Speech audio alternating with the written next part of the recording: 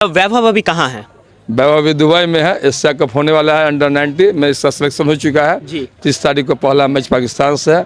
वो अभी दुबई में वही रह रहा तो है। वापस घर पे वैभव कब दिखने वाले हैं इसके बाद? उसके बाद खेलने के बाद जिस दिन उसका ऑक्शन में सिलेक्शन हुआ जी। उस दिन मेरे पूरे गांव के लोग हमारे दरवाजे पर आए, बधाई दिए, मिठाई खिलाएं, पटाखे छोड़े, जश्न मनाए। लग रहा था कि यहाँ एक बहुत बड़ा उत्सव होने वाला है। बिल्कुल। और हमारे भैया जो थे क्रिकेट के बहुत शौकीन और प्रेमी आदमी थे। वो अपने टाइम के बहुत अच्छे क्रिकेटर हुआ करते थे। वैभव के पिताजी संजीव सूर्यवंशी जो मेरे भैया थे। जुनून पूरा करने के लिए इन्होंने अपने बेटे को क्रिकेटर बनाने का, अपना जो स्वप्न था बनने का, वो नहीं बन पाया था, अपने बेटे को बनाने का कोशिश की। बिल्कुल जो फिल्मों में कहानी दिखाई जाती है बिल्कुल वैसी ही कहानी है। इस चमक धमक में भटक जाते हैं तो क्या लगता है? वैभव तो काफी चुप रहने वाले हमें लगते हैं, कहीं पे भी हमने उन्हें देखा है तो बिल्कुल शांत रहते हैं। तो क्या लगता है इस चमक धमक का उन पे असर पड़ने वाला है? इंडिया का बैटिंग देखने के लिए तो दूर दूर से लोग पहुंचते थे। उनके पिता का वैभव का जी जी, जो बैटिंग उनका क्लास था। इंडियन टीम में वैभव को कब देखना चाहते हैं और कब देख सकते हैं? बहुत जल्द, 1 साल का सफर है ये इसका। यही वो ग्राउंड है जहां से वैभव ने अपनी शुरुआत की थी। कितने उम्र में उन्होंने क्रिकेट खेलना शुरू किया? 5 साल का था। 5 साल। देश में पूरे समस्तीपुर का नाम रोशन करने वाले वैभव सूर्यवंशी के घर पे हैं और वैभव सूर्यवंशी के चाचा भी हमारे साथ हैं। उनके परिवार के कई सदस्य हैं, लेकिन कहा जाए तो किन्हीं कारणों की वजह से वो लोग अभी यहाँ पर मौजूद नहीं है। बाकी उनके चाचा जी अभी हमारे साथ हैं। कितनी खुशी है सर, आपके भतीजे ने पूरे देश दुनिया में समस्तीपुर का, ताजपुर का नाम रोशन किया है। पहले तो मैं आपके चैनल से जितने भी दर्शक लोग देखेंगे मैं उनको बधाई देता हूँ और धन्यवाद देता हूँ। और आपने हमारे यहाँ आया मेरा इंटरव्यू हम लोग को लेने के लिए, इसके लिए आपको भी धन्यवाद, बधाई। कितनी खुशी है सर वैभव की इस कामयाबी से? बहुत खुशी है और बहुत प्रसन्न है हम लोग, अपने परिवार के लोग, हमारे समाज के लोग, जिला से लेकर के बिहार वासी, देशवासी, सभी लोग इससे उपलब्धि से बहुत प्रसन्न हैं, गर्व अनुभव कर रहे हैं। और यहाँ पूरे क्षेत्र में प्रसन्नता की लहर दौड़ी हुई है। अच्छा। और जिस दिन उसका ऑक्शन में सिलेक्शन हुआ जी। उस दिन मेरे पूरे गांव के लोग हमारे दरवाजे पर आए, बधाई दिए, मिठाई खिलाएं, पटाखे छोड़े, जश्न मनाए। लग रहा था कि यहाँ एक बहुत बड़ा उत्सव होने वाला है। तो हम लोग पूरे परिवार के लोग बहुत खुशी और गर्व का अनुभव कर रहे हैं कि आज मेरा भतीजा उस मुकाम तक गया है जो उसका सोच था, लक्ष्य था, उससे पूरा किया है। अच्छा, एक चीज़ बताइए, एक आम से घर का लड़का, एक आम से घर का बच्चा जिसके पिता अपने क्रिकेटर बनने के सपने को पूरा नहीं कर पाए थे, आप लोगों को लगा था कभी कि भाई जिस तरीके से उनके पिता उसके पीछे हमेशा लगे रहते थे, सुनने में आता है कि वो हर वक्त अपने बेटे को मोटिवेट करते रहते थे, हर वक्त उसकी हर ज़रूरत पूरी करते थे, और साथ ही साथ आजकल के दौर में देखा जाता है माता पिता अगर स्पोर्ट्स को लेकर के उतना इस चीज़ को वैल्यू नहीं देते हैं, उस दौर में उसके पिता इतना ज़्यादा उसे वैल्यू देते थे, इतना ज़्यादा उसकी सपोर्ट में लगे रहते थे, तो लगता था कि उसे ये कामयाबी मिल जाएगी।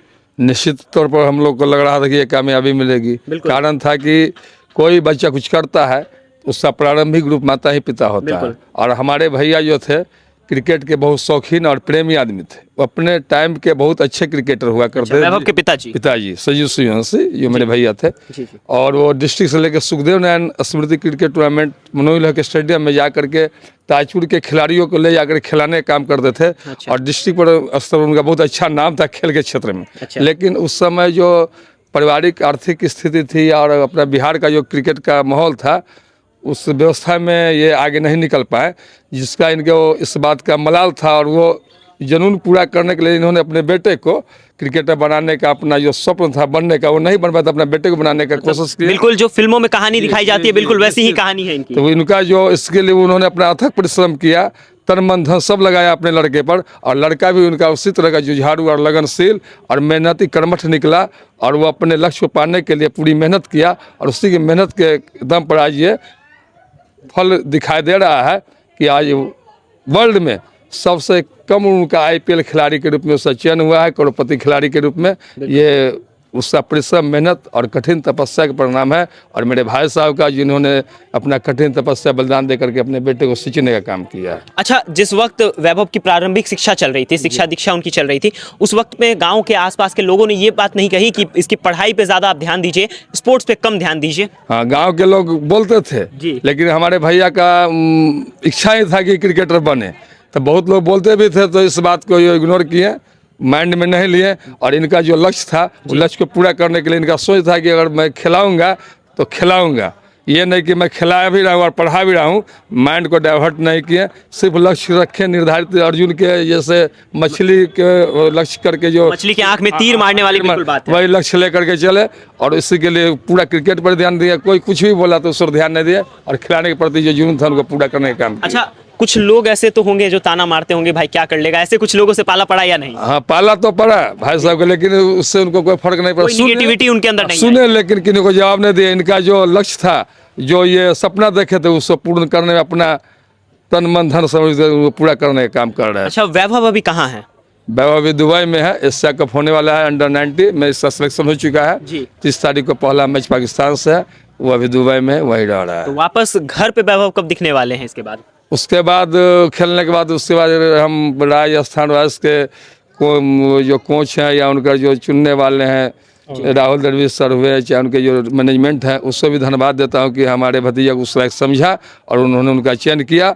और इसके लिए मैं बिहार एसोसिएशन क्रिकेट बोर्ड के अध्यक्ष राकेश तिवारी जी का भी धन्यवाद देता हूं कि उन्होंने उसमें मेरे भतीजा में टैलेंट वैसा देखा, जो बिहार के हर खेल के हर क्षेत्र में फॉर्मेट में उनका नाम आगे किया, और उनका भी देन है कि आज इस मुकाम तक वो पहुंचा है। अब उसके बाद क्या होगा क्रिकेट वहाँ से आने के बाद, ये हम नहीं बता सकते। अच्छा, देखने को जैसे मिलता है कि पहले अनुकूल रॉय गए, उसके बाद से वैभव सूर्यवंशी, जैसे जैसे वक्त बीतता जा रहा है अपने ज़िले से कहीं ना कहीं जो बच्चे हैं वो क्रिकेट में ज़्यादा रुचि रख रहे हैं, तो वैभव भी कहीं ना कहीं रोल मॉडल बनने वाले हैं तमाम बच्चों के लिए। निश्चित तौर पर, क्या कि अभी जो हमारे यहाँ से अनुकूल राय गए हैं, वैभव सूर्यवंशी गए हैं, और बिहार से अन्य लड़के लोग भी गए हैं, ईशान किशन भी गए हैं, ये शकील रहमान जी भी गए हैं। तो इससे तो बिहार में क्रिकेट का माहौल बन रहा है, और खेल के क्षेत्र में हम बिहार सरकार से भी ये चाहेंगे कि खिलाड़ियों के प्रोत्साहन के लिए अच्छा स्टेडियम का निर्माण करे, अच्छी व्यवस्था ये दे, क्या कि अपने यहाँ टैलेंट की कमी नहीं, प्रतिभा की कमी नहीं है, लेकिन निखारने की जरूरत है उन्हें, और उन्हें सही रास्ता दिखाने की इसमें थोड़ा सरकारी स्तर पर भी सहयोग मिले, वैसे पेरेंट्स को, अभिभावक को, जिससे कि उसका बच्चा आगे चल के खेल के क्षेत्र में भी नाम किए करे, ऐसा मैं सरकार से भी अथी करना। अच्छा सर, आपसे एक सवाल करना चाहेंगे, जैसे अगर कोई इंसान सफल बनता है तो उसके पीछे एक गुरु रहता है, वैभव के लिए क्रिकेट की दुनिया में उनका गुरु कौन है, उनका आइडल कौन है? प्रारंभिक गुरु उनके पिताजी को हम मानते हैं। हाँ। क्या कि स्टार्टिंग जब वो तक तो गार्जियन चाहेगा नहीं तो बच्चा पढ़ाने वाला वो तो उनके पिताजी का बड़कपन है, और कहीं ना कहीं उन्होंने हिम्मत की अपने बच्चे को क्रिकेट में लाने के लिए, वो तो बात है। उसके बाद किस खिलाड़ी को वो अपना आइडल मानते होंगे?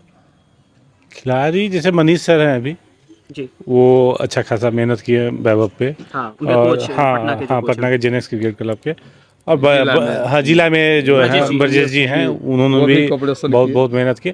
बस हम यही बोलेंगे, यहाँ समिति के अध्यक्ष को भी हम संजीव भैया यहाँ थे, और उसको समझा 3 जगह अपना जहाँ भी ये गया, बस यही, हम ज़्यादा जगह तो गया नहीं।